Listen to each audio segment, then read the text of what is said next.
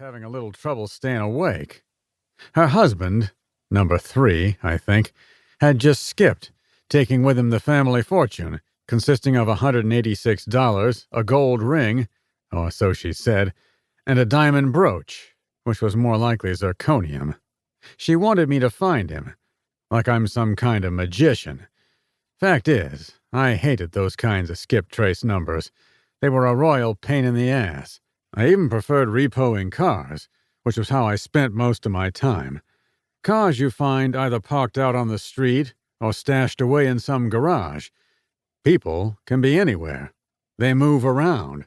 First they're here, and then, soon as you shine a light on them, they're gone. And once they disappear, they usually don't resurface until they're found lying face down in the gutter with a snoot full of T-bird in their bellies. Or maybe they've pulled some two-bit dumbass heist and wind up taking a city-paid trip out to Rikers Island. Did I have to make a living this way? You bet. Which is why I came up with a rule that, unfortunately, the majority of us, me included, usually choose to ignore. What's lost is best forgotten. The pitch was over, and now we were getting to the kicker. She wanted to pay me off in food stamps. Can you believe it? Now what the hell was I going to do with a couple $100 worth of orange stamps? Which is exactly why I had that specially printed sign plastered up there on the wall. Food stamps unacceptable as payment. I got the sign printed up because up here they'll try anything, and this certainly wasn't the first time someone had tried to buy my services with a handful of government stamps. Nor would it be the last.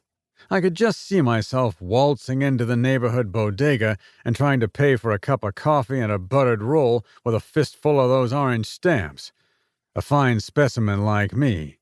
"Hey, cracker," they'd say. "What's the matter? Ain't you got no job? Ha ha ha." I would be forced to say something stupid like, "Fuck you, man," and then I'd have to find another place to forage for breakfast.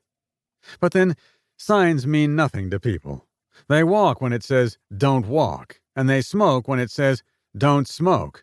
So naturally, they're going to try to pay me off with food stamps when it says, "Food stamps unacceptable as payment." But I suppose I shouldn't complain. It's that very human trait, the urge to break the rules, the need to get over on someone, that keeps me in business. Still, Minnie, or Millie, or whatever the hell her name was one tough customer. She didn't want to take no for an answer, and so we were well into round 2 when there was this gentle, almost imperceptible knock at the door. At first I thought maybe it was just the rattle of the pipes, but there it came again. "Come in," I shouted, over the din of a jackhammer pounding relentlessly outside my window. The door opened slowly, and in walked a woman who looked like she just stepped out of the pages of Vogue or some other snazzy fashion glossy. She was wearing a gray fitted suit that stopped just above her knees, and black stockings. Figuring she was lost, looking for who knew what, I said, "Something I can do for you?" "I don't mean to disturb you," she said. "I have some business I'd like to discuss, but I can certainly wait out in the hall until you're finished." "That won't be necessary. I'm almost done. Why don't you have a seat?" I gestured toward a ratty old stuffed chair in the corner.